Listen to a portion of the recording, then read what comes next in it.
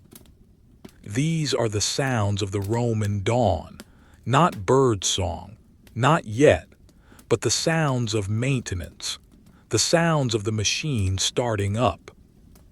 The light in the room is changing, very slightly. The black of the night is turning to a deep, bruised purple. The charcoal darkness is softening, but it is not morning. It is the gray hour, the time when shapes are indistinct, the time when the world is gray on gray. The servant with the lamps finishes the first pile. He starts a new stack. He does not look up. He just reaches out, scrapes, wipes. The repetition is a blanket for the mind. It prevents thought. It promotes peace. The man at the furnace adds one more log, just one, to keep the heat steady. He watches the sparks fly up the chimney, tiny orange stars disappearing into the soot. Everything is under control. Everything is prepared. The house is ready to support the life within it. The cold flue of the master has been met with the industry of the servants, with heat, with barley, with clean lamps. We float in this space for a moment, between the grinding stone and the burning wood, feeling the warmth, hearing the drone, letting the monotony wash over us. There is no need to rush. The sun will rise when it rises.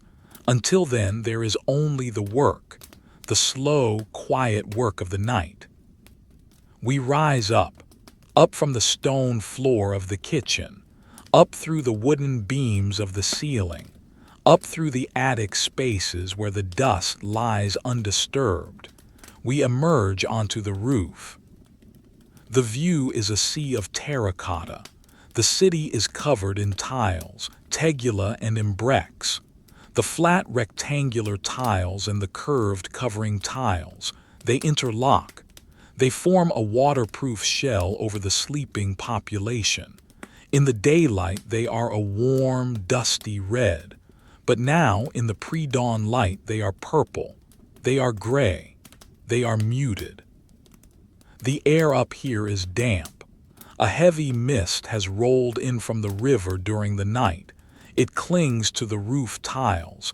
Every surface is wet. Tiny droplets of dew sit on the curve of the clay. They do not run.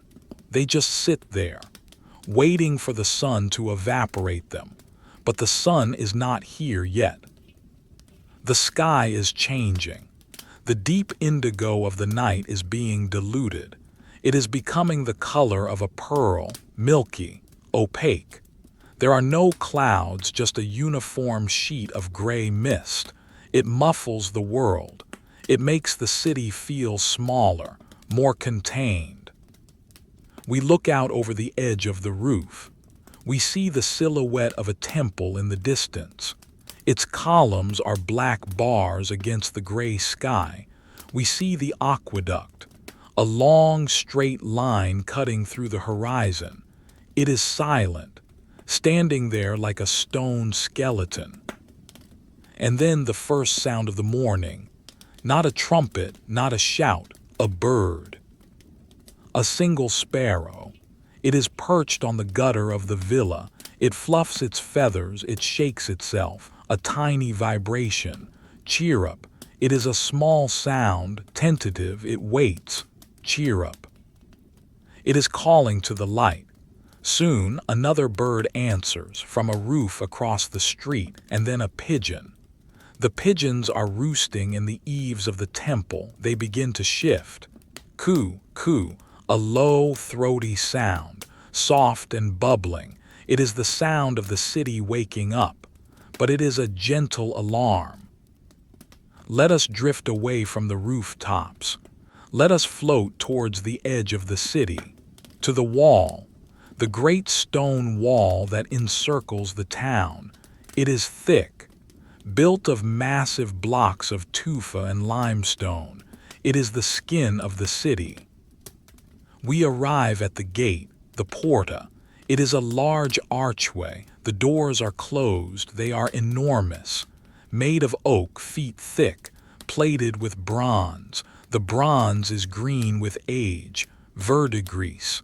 The doors are studded with iron bolts. The heads of the bolts are the size of apples. Inside the gatehouse, the guards are stirring. They are the day shift. They have just arrived to relieve the night watch. They are not marching. They are standing around a small brazier, warming their hands. They rub their palms together. Swish, swish. They adjust their belts. The leather creaks. They are tired. It is early. The centurion nods. It is time. The law says the gates open at dawn. The light is here. The gate must open. 2 guards move to the great wooden beam that bars the door. It is heavy. It takes 2 men to lift it. They grunt softly. HMPH. They lift the beam from its brackets. They slide it back into the wall cavity. Scrape. Thud. Now the lock. A massive iron mechanism. The key is the length of a man's forearm. The guard inserts it into the keyhole. Clank. He turns it. It requires both hands. Click, clack. The tumble falls. The bolt retracts. Now the doors themselves. They are heavy. They resist movement. The guards lean their shoulders against the wood. They push. They dig their sandals into the dirt for traction. Push. The hinges complain. Urk, a long, deep groan of metal on metal. It is a slow sound. It starts low and rises in pitch. The doors swing outward, inch by inch, pushing back the mist, pushing back the night. They open fully. They hit the stone stops in the road. Thump. The city is open. And what is waiting outside? Not an army. Not a delegation of senators, carts, farm carts, plaustra. They have been waiting there for an hour, line upon line of them, waiting for the law to allow them in. The drivers are farmers, men with weathered faces and woolen cloaks. They are leaning against their wheels. Some are dozing. Some are eating a piece of hard bread, chewing slowly. The carts are simple vehicles, 2 large wooden wheels, a flat bed of planks. They are piled high with the produce of the countryside, the medicine for the city, the fuel for the people. Let us look at the first cart. It is pulled by 2 oxen, white oxen, huge beasts. Their shoulders are high and muscular. Their horns are wide. They are standing perfectly still. Their heads are lowered. Breath steams from their nostrils. Twin columns of white mist that appear and disappear. Huff, puff. The driver sees the gates open. He does not shout. He does not crack a whip. He just makes a clicking sound with his tongue. Tusk, tusk. He taps the yoke with a stick, gently. The oxen know. They lean forward. They engage their muscles. The yoke creaks against their necks. The leather straps tighten. The wheels of the cart begin to turn. Creak, rumble. The first rotation is slow, painfully slow. The wood of the wheel groans under the weight. The cart is heavy. It is filled with turnips, hundreds of turnips, white and purple roots, covered in dirt. They smell of the soil, a raw, pungent smell. The cart moves forward. It crosses the threshold. The wheels leave the dirt of the country road and hit the paving stones of the city street. The sound changes, from a soft crunch to a hard rumble. Rumble, rumble, clatter. The iron rim of the wheel strikes the basalt stone. It is a rhythmic sound. Bump, bump, bump. The cart sways slightly. The turnips shift, a soft rustling sound. Behind this cart, another one follows. This one is carrying leeks, bundles of green and white leeks, tied with straw. The Emperor Nero ate leeks to clear his throat. He believed they improved his singing voice. These leeks might end up on a senator's table, or in a soup for a sick child. They are piled high. A green mountain. The driver of this cart is walking beside the oxen, one hand on the flank of the beast. His hand is rough. The animal's hide is warm. He guides them through the archway. He nods to the guard. The guard nods back. No words, just the acknowledgement of the morning ritual. Then a cart carrying wood. Faggots of kindling, logs of oak. This is the fuel for the baths, the fuel for the kitchen fires. The wood smells of the forest, of sap and resin. It brings the scent of the wild into the stone city. The procession is slow. The oxen cannot be rushed. They walk at their own pace, a plodding, steady gait. Clop, clop, clop, clop. Their hooves are split. They make a double beat sound on the stones. The line of carts stretches back into the mist. We cannot see the end of it. We just see the shapes emerging from the gray fog, one after another, like a slow river of goods flowing into the city. There is a cart filled with clay jars, milk, sheep's milk. The jars are covered with cloth. The milk sloshes inside, a liquid sound, slosh, slosh. The cart hits a bump.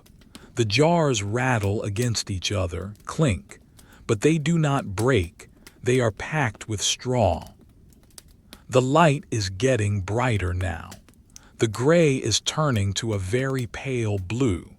The mist is beginning to lift. It swirls around the wheels of the carts. It looks like the carts are floating on clouds. We watch the wheels turn, focus on the hub of the wheel. It rotates around the axle, greased with animal fat to keep it smooth. It turns and turns and turns. There is something hypnotic about a turning wheel. It has no beginning and no end. It just goes round, carrying the burden. A dog barks in the distance. The oxen do not react. They just keep walking.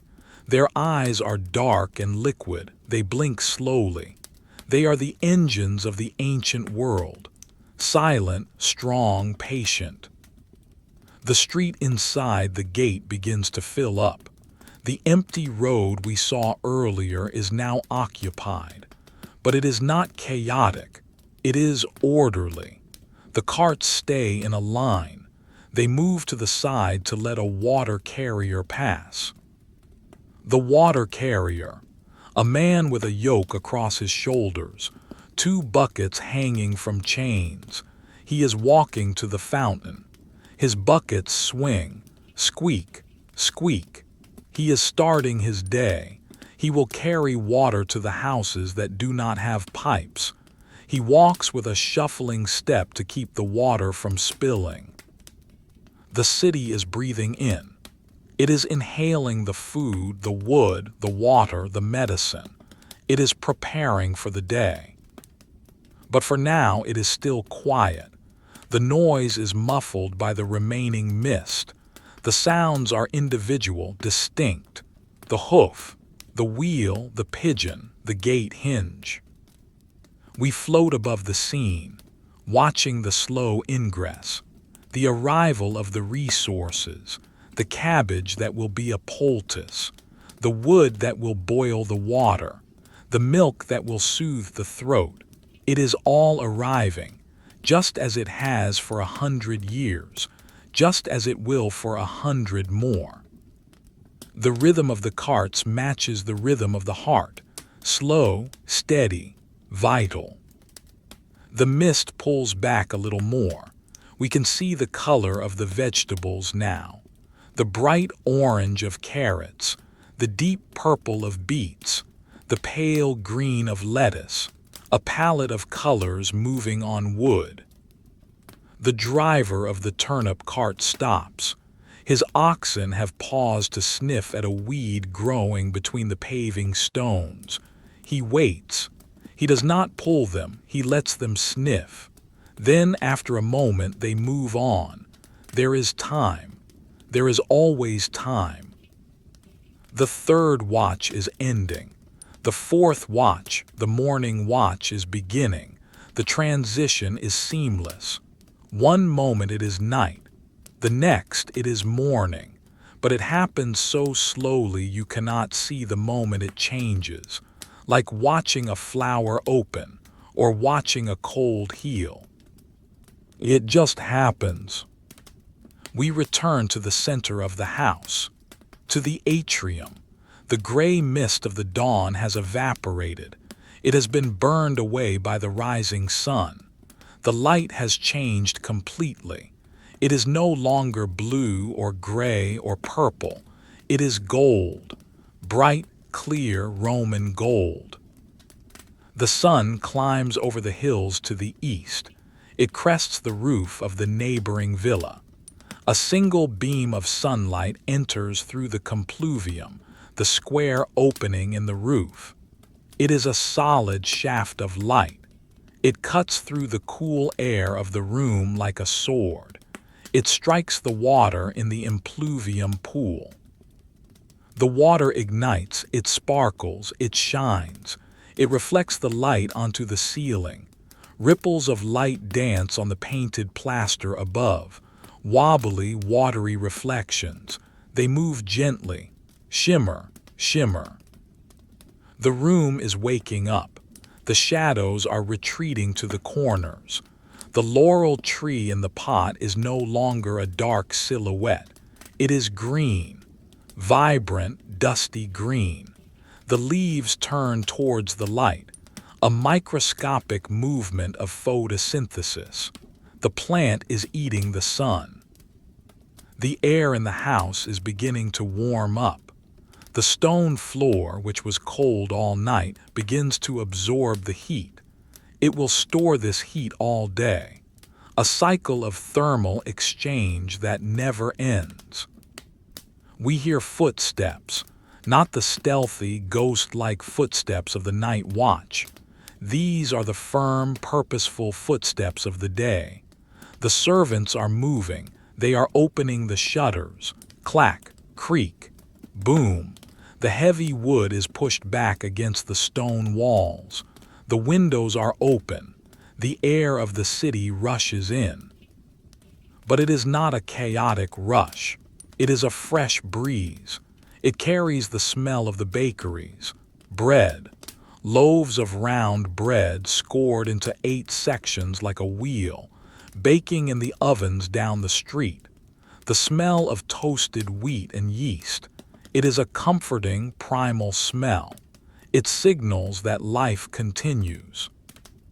We float towards the heavy red curtain of the bedroom.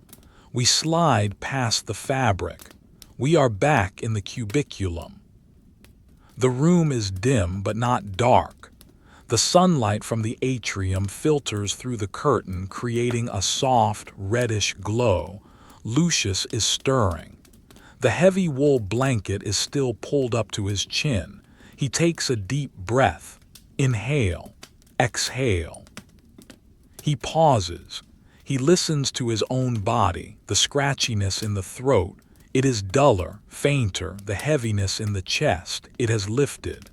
The barley poultice, now cold and dry, sits on the bedside table where he placed it in the night. The steam, the wool, the rest. They have done their work. Or perhaps it was simply the time. The passing of the watches, the turning of the stars. He opens his eyes. He stares at the green wall. He sees a dust mote floating in a stray beam of light, just one, drifting up and down, caught in the thermal current. He watches it for a long time. It is a tiny world of its own.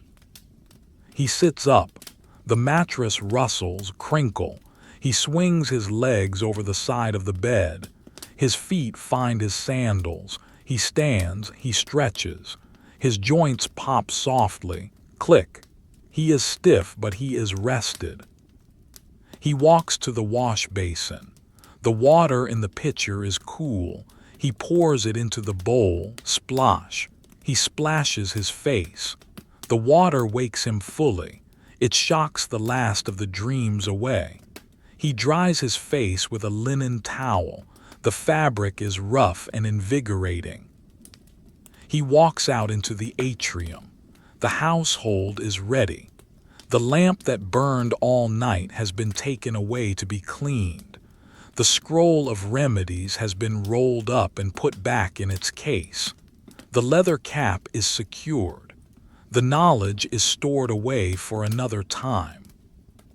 A servant approaches. He holds a tray. On the tray is a cup, not medicine this time, but breakfast, intaculum, a simple meal, a piece of bread, a small dish of olives, a cup of water mixed with honey. Lucius takes the cup, he sips. The honey coats his throat, it is sweet. It is sunshine in liquid form. He eats an olive, salty, oily, rich, the taste of the earth. He walks to the open door of the garden. He stands on the threshold. The sun is higher now. It bathes the peristyle in light. The dew on the cabbage leaves is evaporating. Steam rises gently from the plants. The snail has gone, hidden away in a crack in the wall to sleep through the heat of the day. The silver trail it left behind is drying, becoming a faint, shiny map of its journey. Birds are singing now. A full chorus, sparrows, finches, a blackbird in the cypress tree. They are loud, cheerful, busy. They flit from branch to branch. Lucius watches them. He feels the warmth of the sun on his face. He hears the city outside. The rumble of the carts is constant now. A background hum. A voice calls out. A vendor selling sausages. Vigiles, Vigiles. The voice is distant, muffled by the walls. It is not annoying. It is just texture. It is the sound of Rome. He thinks about the day ahead. He will sit in his chair. He will read his letters. He will perhaps walk to the forum later if he feels strong enough. But there is no rush. The empire will survive without him for a few more hours. The legions will march. The senators will argue. The ships will sail. He is just a man in his garden, recovering from a cold. He looks at the water in the fountain. The stone boy is still pouring, trickle, splash. The water is clear. It catches the light and throws it back. Lucius wraps his toga around him. The heavy white wool falls into place. The folds arrange themselves. He is no longer just a sick man in the dark. He is a citizen in the light. He sits on the bench by the laurel tree. He leans back against the warm wall. He closes his eyes just for a moment, not to sleep, but to savor the warmth, to savor the breath in his lungs, to savor the absence of the cough. The world is orderly. The sun rose, the night ended, the cold passed. We pull back now. We leave Lucius on his bench. We float upwards, up past the columns of the atrium, up through the compluvium, up to the roof tiles. We see the city spread out below us, a sprawl of terracotta and white stone. The smoke from thousands of cooking fires rises up, straight pillars of gray smoke turning into a haze above the city. The Tiber River winds through the valley, a ribbon of gold in the morning light. We see the carts we watched earlier. They are at the markets now. The turnips are being unloaded. The wood is being stacked. The cycle is complete. The boring history is over. Nothing dramatic happened. No wars were won. No emperors were assassinated. A man had a cold. He took some remedies. He slept. He woke up. That is all, and that is everything. The camera lingers on the sun. A perfect bright circle. It hangs in the sky, static, eternal, warm. The screen fades, not to black, but to a soft, warm white, like the color of linen, like the color of peace.